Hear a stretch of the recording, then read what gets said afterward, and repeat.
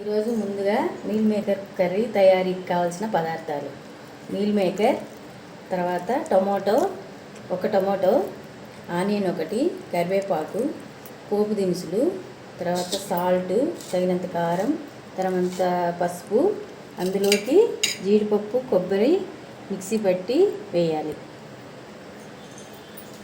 ముందుగా తయారీకి కావాల్సిన పోపు పెట్టుకోవడానికి ఆయిల్ తగినంత,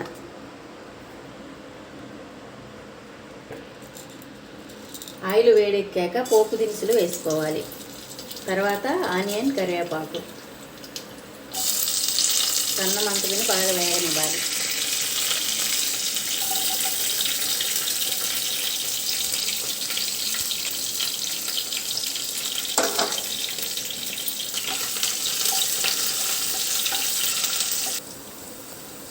ఉల్లిపాయ వేగిన తర్వాత కరివేపాకు, ఉల్లిపాయ, పోపు, టమాటా యాడ్ చేసుకోవాలి.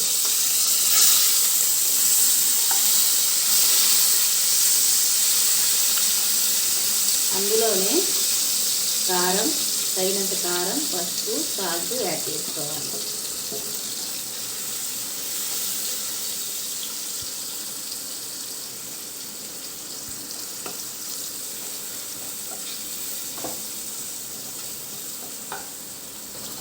ఇలా 2 minutes ఇలా ఉంచుకోవాలి. కొంచెం టమాటా బాయిల్ అయిన తర్వాత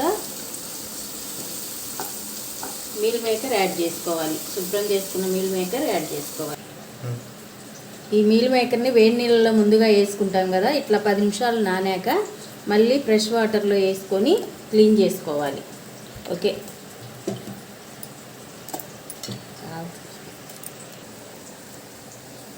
ఈ ఫ్రెష్ వాటర్ నుంచి మీల్ మేకర్ని శుభ్రం చేసుకొని ప్లేట్లోకి తీసుకోవాలి. పిండుకోవాలి శుభ్రంగా. తర్వాత టమాటో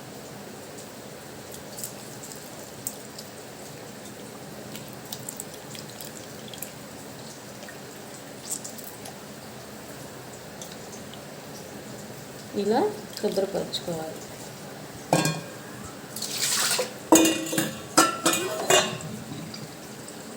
ఇప్పుడు టమాటా బాగా మగ్గిన తర్వాత మీల్ మేకర్ యాడ్ చేసుకోవాలి. యాడ్ చేసుకొని ఇలా బాగా కారం, ఉప్పు కలిసేటట్టు కలుపుకోవాలి.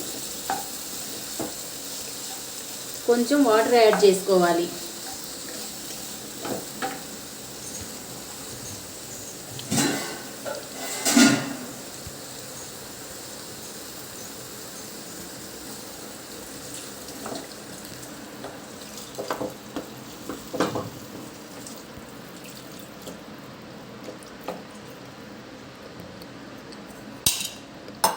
ఇప్పుడు మూత వేసేసుకోవాలి. మూత పెట్టుకున్న తర్వాత ఒక 5 నిమిషాలు బాగా ఉడకనివ్వాలి. తర్వాత ఈ మిక్సీ పట్టుకొని మీల్ మేకర్ కర్రీలోకి మసాలాగా కొబ్బరిని, జీడిపప్పుని మిక్సీ వేసుకోవాలి. ఇలా ముందుగా తయారు చేసి పెట్టుకున్న కొబ్బరి, జీడిపప్పు మిశ్రమాన్ని మీల్ మేకర్ కర్రీలో యాడ్ చేసుకోవాలి. చిక్కదనం కోసం మనకు కావాలంటే ఇంకా కొంచెం ఎక్కువైనా యాడ్ చేసుకోవచ్చు. ఇలాంటి కర్రీ చపాతీలోకి ఎమాయమీగా ఉంటుంది. ఇలా 10 నిమిషాలు మళ్ళా చిక్కబడినివ్వాలి.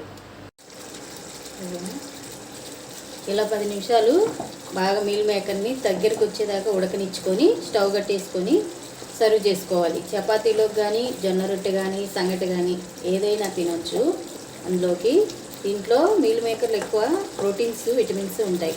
మాంసం తినని వాళ్ళకి, మటన్, చికెన్ తినని వాళ్ళకి ఇది మంచి హెల్తీ ఫుడ్.